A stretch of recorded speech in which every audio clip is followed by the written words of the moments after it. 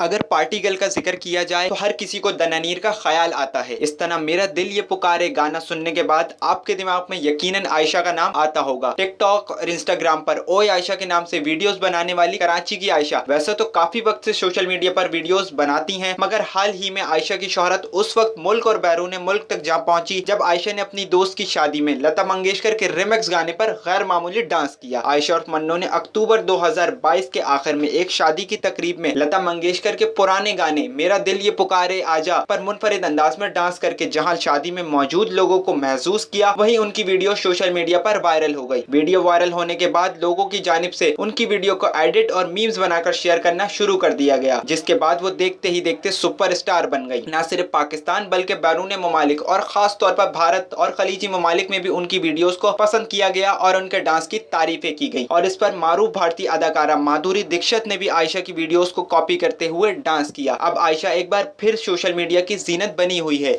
जिसकी वजह उनका हालिया रिलीज होने वाला म्यूजिक वीडियो है। आयशा ने हाल ही में अपने इंस्टाग्राम अकाउंट से बादल से गए गाने की एक वीडियो शेयर की है, जिसमें आयशा ने फीचर और अदाकारी की है। इस गाने को ZK ने गाया है। आयशा के इस वीडियो सॉन्ग पर लोगों की जानिब से मिला जुला रद्द-ए-अमल देखने में आ रहा है। कुछ सोशल मीडिया सारिफीन ने आयशा को ट्रोल किया तो कुछ ने आयशा की इस कोशिशों को सराहा। यहाँ दिलचस्प बात यह है कि इस वीडियो के कुछ हिस्से में आयशा ने वही कपड़े जेब तन किए हुए हैं जिस पर सारिफीन ने दिलचस्प कमेंट किए। जोनी आदिल ने लिखा कि इसके पास कोई कपड़े नहीं हैं। सदरा खान ने लिखा कपड़े तो चेंज कर लो अल्लाह की बंदी। उरूज महमूद ने लिखा कि कोई इसको कपड़े ही दिला दो, लगता है इसके पास कोई और सूट नहीं।